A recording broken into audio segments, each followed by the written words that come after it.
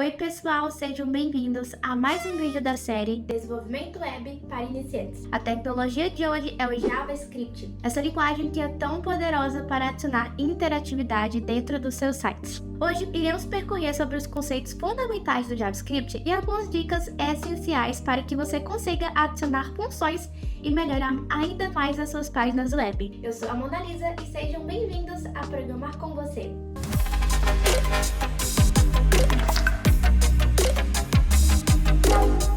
Bom, para que a gente comece a aprender JavaScript, precisamos fazer a criação e a definição do nosso ambiente de desenvolvimento do JavaScript. Iríamos utilizar o VS Code para programar em JavaScript, mas a gente precisa conectar esse arquivo JavaScript dentro de um documento HTML. Então, a gente vai passar por diversos tópicos do JavaScript, mas o nosso primeiro passo é conectar o nosso código JavaScript dentro de um documento HTML, para que, enfim, a gente consiga ali fazer os testes e a gente consiga ter a visualização do JavaScript funcionando. Bom, aqui eu já tenho a minha estrutura HTML criada, então eu tenho o meu documento HTML que já foi criado. Caso vocês desejam se aprofundar ainda mais no HTML, a gente já possui um vídeo aqui de HTML, então basta vocês darem uma olhadinha. E, bom, dentro da minha tag head eu irei colocar um atalho que é o script, tá bom? Ao utilizar o atalho script, tem ali a terceira opção, que é o script CRC.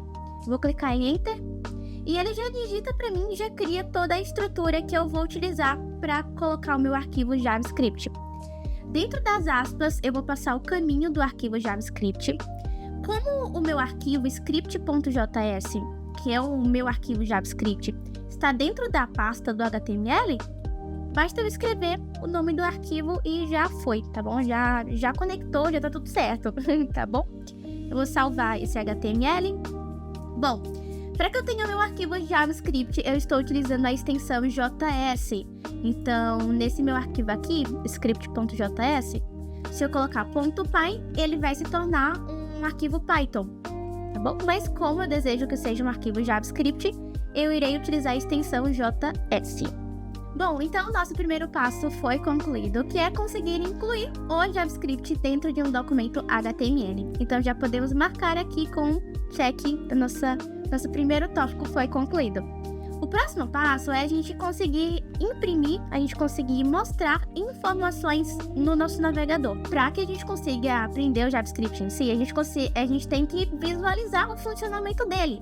E uma das formas da gente conseguir visualizar o que está acontecendo no nosso código é utilizando o console. Bom, aqui eu irei utilizar console.log, abre parênteses, abre aspas. E, bom, não sei se vocês sabem, tá bom? Mas aqui no mundo da programação, no mundo da tecnologia, a gente sempre leva em consideração utilizar o texto Olá Mundo quando a gente está aprendendo uma nova linguagem de programação, para que, enfim, a gente tenha aí uma boa trajetória nessa linguagem, que dê tudo certo. Dizem que é sinal de boa sorte. Então, vamos colocar aqui dentro o texto Olá Mundo. Então, vamos analisar o que a gente fez. Eu estou utilizando o código console.log para que eu consiga exibir um texto. Já a gente vai verificar onde esse texto será mostrado. Então, bom, estou utilizando o código console.log para exibir um texto e tudo que eu coloco dentro dos parênteses e das aspas será exibido, tá bom? Então, eu vou salvar aqui e eu vou executar o meu arquivo HTML para que a gente consiga ver a exibição desse texto. Bom, então vou clicar aqui em Go Live para executar. Tudo branco, né? Tudo branco. Bom, eu preciso inspecionar a minha página para que eu consiga acessar o console do navegador. Então vejam só, eu utilizei um comando que é o console.log, né? Então esse texto ele será mostrado no console do navegador. Então bora acessar o console desse navegador. Eu vou clicar com o lado direito do mouse e vou clicar na opção Inspecionar Elemento.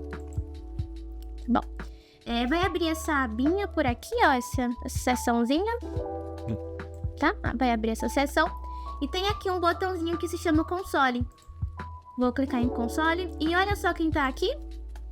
Olá, mundo. Então, vejam só, a gente possui o código console.log e dentro desse código console.log colocamos o texto Olá Mundo. A gente está conseguindo visualizar o texto que colocamos dentro do nosso código. Então, se eu colocar aqui dentro, Olá Mundo, deixa eu ver. Olá Mundo, boa sorte na sua carreira de programação. Vou salvar o arquivo. Olha só quem tá aqui. Olá Mundo, boa sorte na sua carreira de programação. Bom, então o segundo tópico já podemos marcar como concluído. Bom, o próximo passo agora que a gente vai ver, o próximo tópico, é um tópico importantíssimo que são as variáveis. Bom, vocês vão ver junto comigo aqui esse assunto das variáveis, mas podem ter certeza que em qualquer linguagem que vocês forem programar, esse assunto estará presente lá.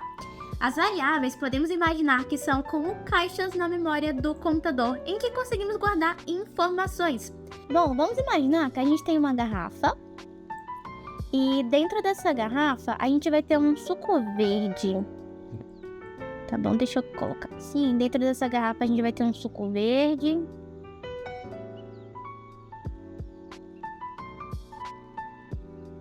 Tá bom, beleza. Bom, se a gente for transformar isso em texto, ficaria algo como garrafa igual a suco verde, né? Garrafa igual a suco verde. Porque a gente tem uma garrafa e o conteúdo dentro da garrafa é um suco verde. Tá bom? Mas essa nossa garrafa, ela também pode guardar um suco de melancia, né? Então agora aqui já não é mais suco verde, aqui é suco de melancia.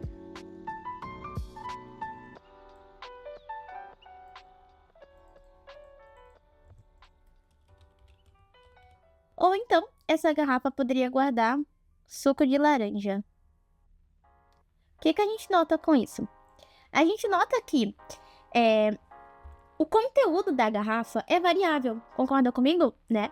Então, a gente permanece com o tópico, né? Permanece com o nome garrafa, mas o conteúdo da garrafa está sempre mudando, ele está sempre variando. Então, a nossa garrafa, ela é uma variável. O mesmo acontece com os nossos códigos de JavaScript, com os nossos códigos na programação, com os códigos que utilizam variáveis.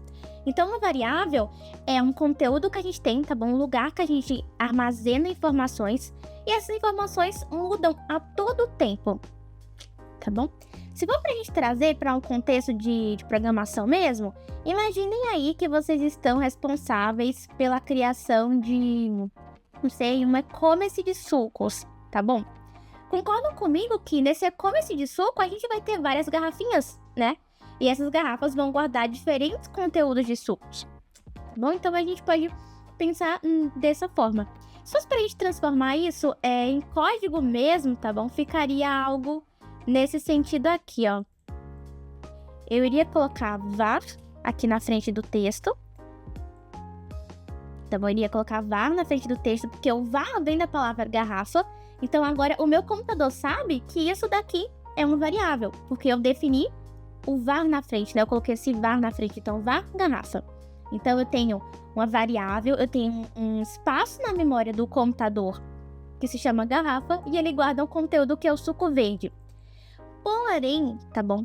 Como o conteúdo suco verde, ele é um texto, eu vou ter que colocar ele dentro de aspas, tá bom? Porque a gente trata diferentes tipos de informações de diferentes formas, beleza? Então aqui eu tenho, ó, var garrafa, ou seja, tem uma variável que se chama garrafa e o conteúdo que ela está guardando é o conteúdo suco verde. Se a gente agora for colocar no código isso, seria algo mais ou menos assim.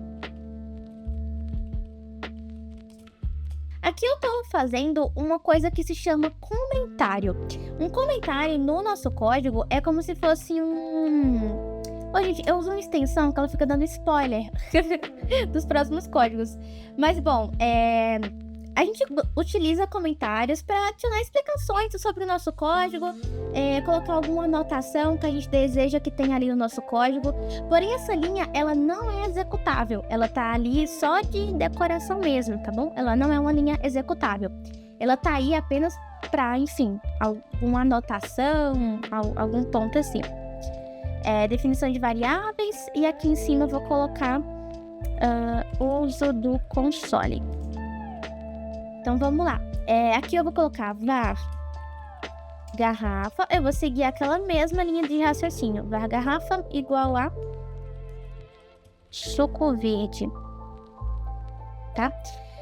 Pessoal, tem outro ponto também que eu gostaria de comentar com vocês, que é a utilização de ponto e vírgula. Aqui no JavaScript, quando a gente finaliza um comando, nós utilizamos ponto e vírgula, tá bom? Então aqui tem um ponto e vírgula e aqui também tem um ponto e vírgula. Porém, é opcional, tá bom? Esse meu código, ele vai funcionar eu colocando ponto e vírgula ou não. É interessante que a gente coloque o ponto e vírgula, porque, bom, no JavaScript tem o uso do ponto e vírgula, tá bom?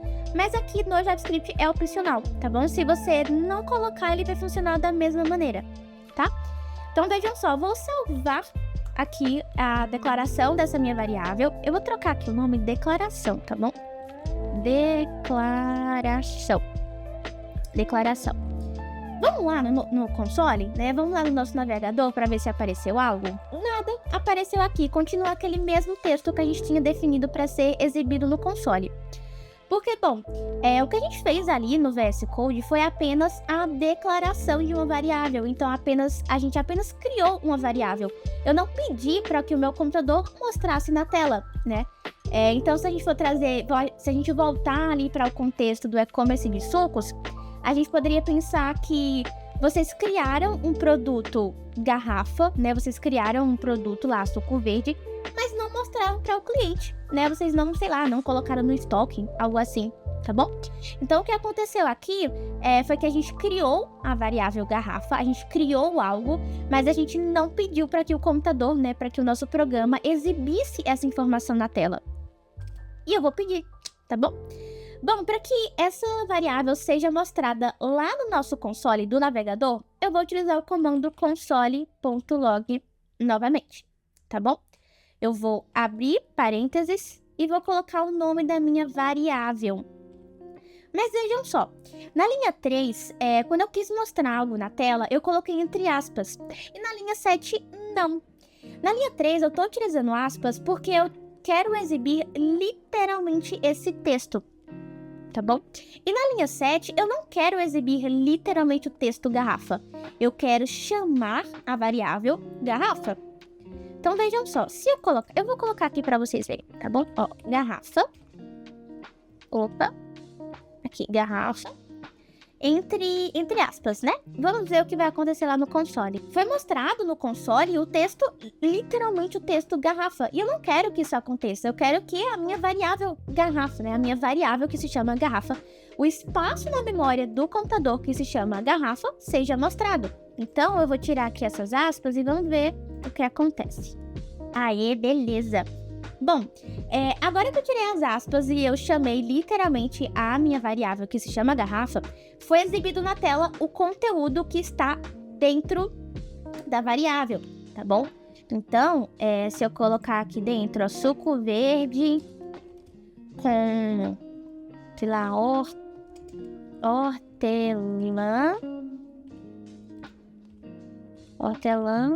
cenoura e couve. Aqui no nosso console também foi mostrado. Bom, a gente já pode agora dar um check aqui no conteúdo de variáveis. Bom, o próximo tópico que veremos é tipo de dados, tá bom? Porque vejam só, acho que vocês lembram que eu tinha falado para vocês que a gente possui tipos de informações, né? Por isso que o texto suco verde está dentro de aspas. Mas, imaginem aí no e-commerce de suco de vocês que vocês querem fazer a contagem de quantas garrafas a gente possui. Então, aqui eu tenho 3 garrafas, né? Eu vou ter que guardar essa informação dentro de uma variável. Então, var contagem garrafas. Contagem garrafas igual a 3. Tá bom? Vamos analisar o que eu fiz aqui. Um tópico bem importante sobre variáveis é que é interessante a gente definir o nome dessas variáveis de forma bem explícita ao que elas fazem. Então, como essa minha variável está responsável pela contagem das garrafas, né, responsável pela quantidade das garrafas, não faz sentido eu colocar o nome dela de, sei lá, pontos, entendeu? Ou, enfim, conteúdo, enfim. É interessante que a gente nomeie as variáveis, é uma boa prática, né? Que a gente nomeie as variáveis de forma mais explícita possível, mais descritiva possível sobre o que ela faz. Outra regrinha também, tá bom? A gente não define uma variável com espaços. Então, eu não poderia colocar assim, ó, contagem, garrafas, tá bom? Eu não posso fazer isso, tá bom? Quando a gente vai definir uma variável, quando a gente vai definir uma variável, ela não tem espaço. Vou colocar aqui como... não pode. Mas, bom, não tem espaço, tá bom? Deixa eu colocar aqui um negócio assim, ó. Esse aqui não pode fazer, tá bom? Não pode fazer. Bom, uma prática que é bem recomendada também é o uso de uma prática, né? Eu acho que é prática o nome, mas que se chama Camel Case, tá bom? Então, o Camel Case funciona da seguinte forma. É quando a gente tem ali a situação que precisamos escrever mais de uma palavra, mas essas palavras precisam ficar juntas. Para que a nossa leitura fique melhor, né, fique de forma mais fluida, no início de cada palavra a gente coloca uma letra maiúscula. Então aqui eu poderia colocar contagem de garrafas totais, tá bom? Então podem notar que no início de cada nova palavra eu coloquei em letra maiúscula, tá bom? Então é interessante a gente seguir essas práticas. Tem algumas pessoas que elas gostam de definir variáveis utilizando o tracinho, né, o hífen, nesse formato aqui, ó. Tá bom? É uma forma válida também, tá? Mas eu acho que fica melhor assim. Quando a gente precisa guardar uma informação no formato de texto, a gente utiliza as aspas, tá bom? Porque informações no formato de texto é uma string, tá bom? Então a gente tem tipos. Então a gente tem tipos de dados. A gente tem tipos de dados. Primeiro tipo de dado que a gente vai ver é a string, tá bom? Que são textos. Tá? São textos. Por exemplo, suco verde. Por exemplo, caso vocês queiram guardar o nome de alguém. Caso vocês queiram guardar a cidade de alguém. Caso vocês queiram, enfim, guardar, sei lá, caderno, tá bom? O produto de alguma coisa, né? Então, a gente tem aqui o primeiro tipo de dado para as variáveis, que é string, tá bom? Então, string ali, resumidamente, a gente pode falar de um jeito mais técnico, né? Seria o conjunto de caracteres e tal. Ou então apenas um caractere, né? Mas resumindo, é texto, tá bom? Então, quando a gente precisa guardar ali informações no formato de texto, e a gente sempre tem que colocar entre aspas. Bom, a gente tem o segundo tipo, que é do tipo number, tá bom? Ele é bem intuitivo. Opa, peraí. A gente tem o segundo tipo, que é o tipo number, né? E ele é bem intuitivo, ele guarda números, tá bom?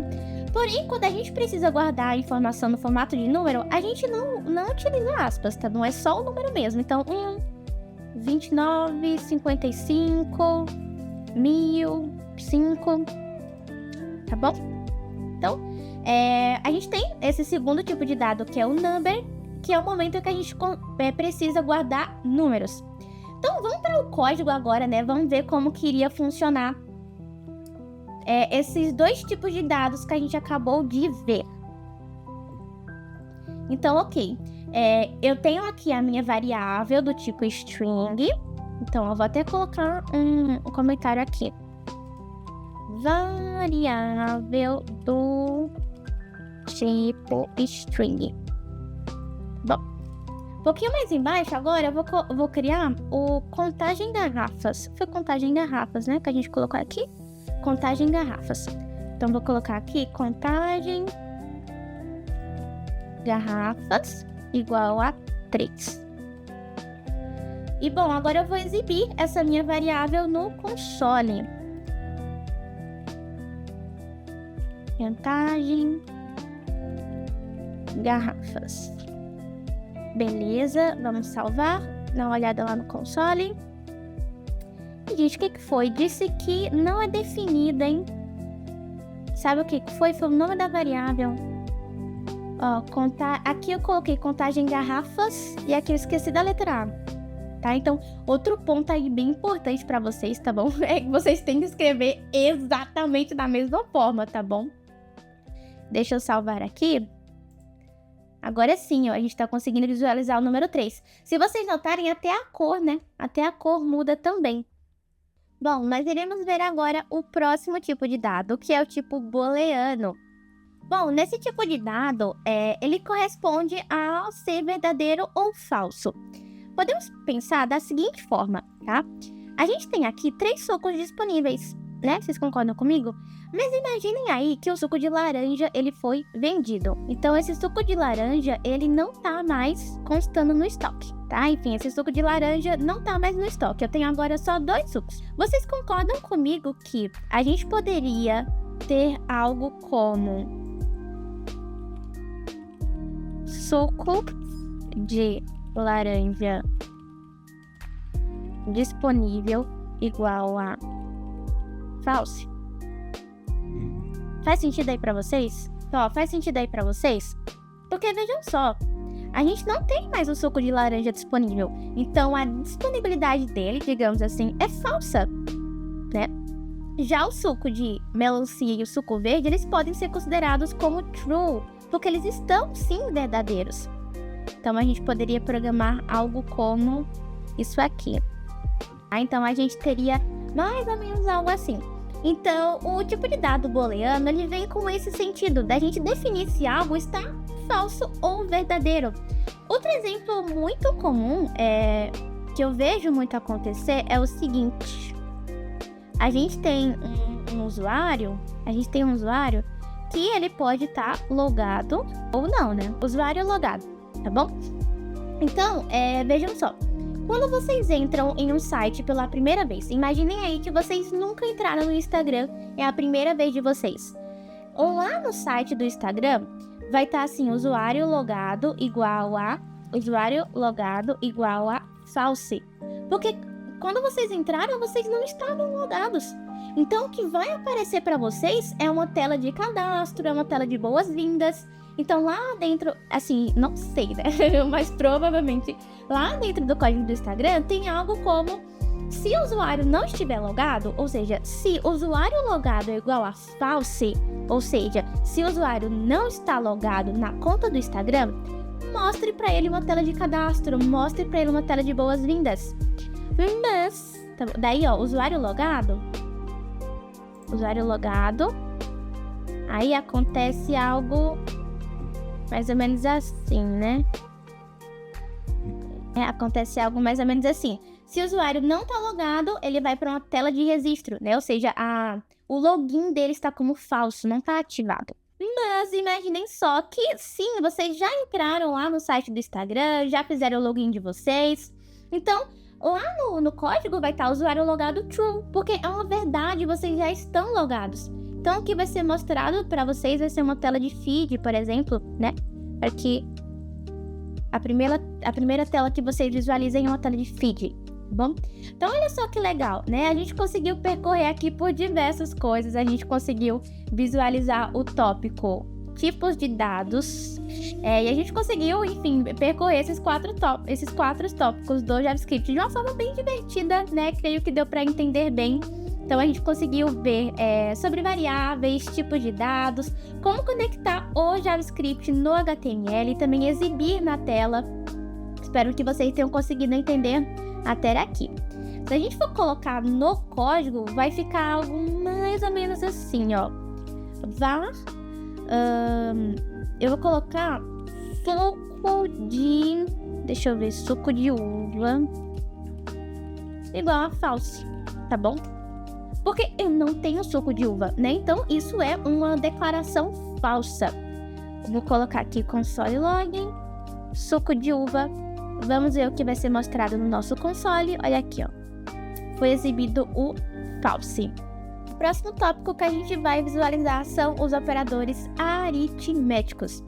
Os operadores aritméticos nada mais são do que operações matemáticas, tá bom? A gente vai conseguir visualizar isso melhor agora. Vamos lá, imaginem a situação que a gente tem lá a nossa contagem garrafas igual a 3. Vocês lembram que a gente tinha definido algo assim, né? Acho que vocês lembram. A gente tinha definido algo assim. Mas bom, mas também acho que vocês lembram que a gente não tem mais o nosso suco de laranja. Então, a gente não tem mais o número 3. Guarda comigo, agora a gente tem 2. Mas a gente precisa enviar essa informação para o computador também. Então, a gente vai ter que fazer uma operação matemática de subtração. Quando a gente está falando do assunto, operadores aritméticos, como eu já falei, né, a gente está falando de operações matemáticas. Então, a gente está falando de subtração, adição, divisão, multiplicação. A gente está falando de incremento, que é uma coisa que já vocês irão ver. Decremento, vocês também vão ver. Resto de divisão, tá bom? Então, como eu falei para vocês, né, quando a gente fala de operadores aritméticos, quando a gente fala de operações aritméticas utilizando JavaScript ou qualquer outra linguagem de programação, a gente está se referindo a esse momento em que a gente utiliza operações matemáticas, né, em que a gente utiliza ali contas matemáticas dentro do nosso programa. Então, olhem só o que a gente vai precisar criar agora. Eu tenho que ter uma variável que se chama contagem atual, em que ela vai me mostrar a contagem atual de quantas garrafas eu tinha.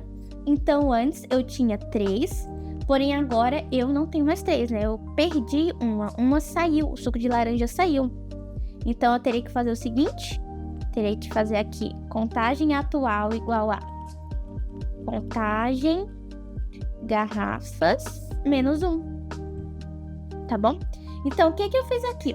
Eu peguei a minha variável contagem garrafas, que guarda o número 3, e subtraí menos 1.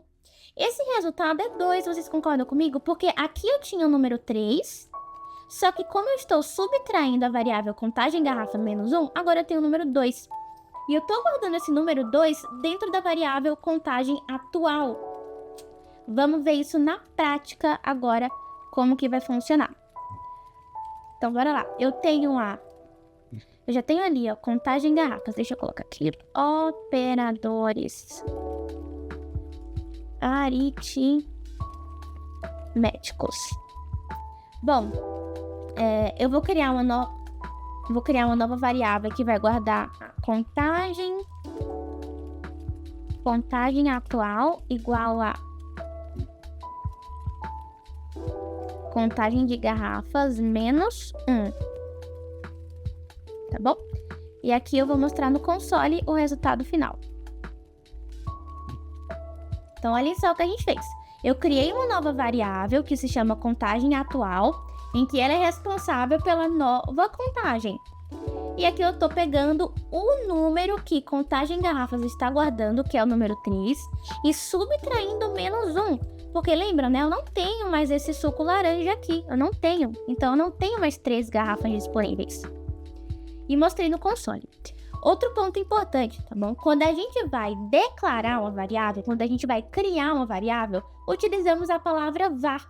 Então, podem notar que quando a variável está aparecendo pela primeira vez, quando eu estou criando a variável, eu utilizo a palavra var. Mas quando eu estou chamando ela, então aqui eu estou chamando ela.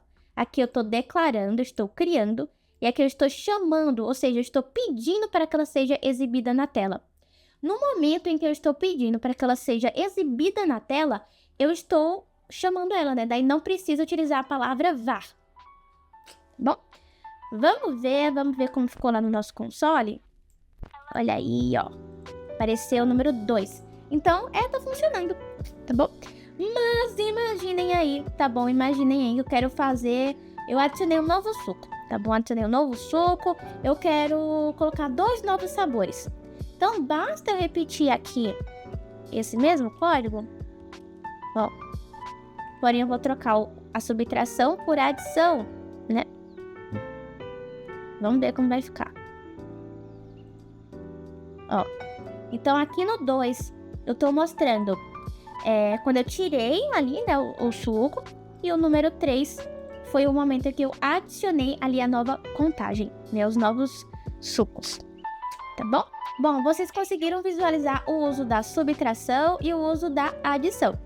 Para que a gente consiga adicionar divisão e multiplicação no nosso código, é da mesma maneira, tá bom? O resto da divisão também, mas esses dois aqui, eles funcionam um pouquinho diferente. Eles funcionam principalmente quando a gente tem loopings, tá bom? Então imaginem o seguinte, toda vez que um looping no programa de vocês for executado, vocês desejam que o jogador de vocês ganhe um ponto, algo assim, tá bom? Ou então vocês irão ter ali um cronômetro e a cada segundo que passa, o cliente ganha 1 centavo de cashback, entendeu? Algo assim. Então, nesses momentos que a gente tem que utilizar loopings, em que a gente tem esse... Bom, ou caindo, né? A gente utiliza o incremento ou o decremento. Então, pessoal, para essa nossa primeira aula foi isso. A gente conseguiu aí percorrer uns temas bem introdutórios de JavaScript, tá bom? Lembrando que o JavaScript, gente, ele não é apenas isso, tá bom? Isso aqui foi apenas o básico do básico do JavaScript, tá bom? É interessante que vocês continuem assistindo nossos próximos vídeos. Também dê uma olhada na documentação do JavaScript. Como eu falei, isso foi apenas uma introdução, né? Para que vocês conseguissem visualizar operadores aritméticos, tipos de dados, variáveis. Mas apenas com esses códigozinhos aqui, vocês já conseguem criar alguma coisa muito legal. Tentem sempre trazer o tema dos códigos de vocês para o cotidiano de vocês, para que fixe melhor na cabeça aí de vocês. Espero que esse vídeo tenha conseguido te ajudar a entender os principais conceitos do JavaScript e algumas dicas para que você consiga melhorar as suas páginas web. Se você ficou com alguma dúvida, deixe aqui nos comentários e não se esqueça de curtir esse vídeo e se inscrever no nosso canal. Até a próxima!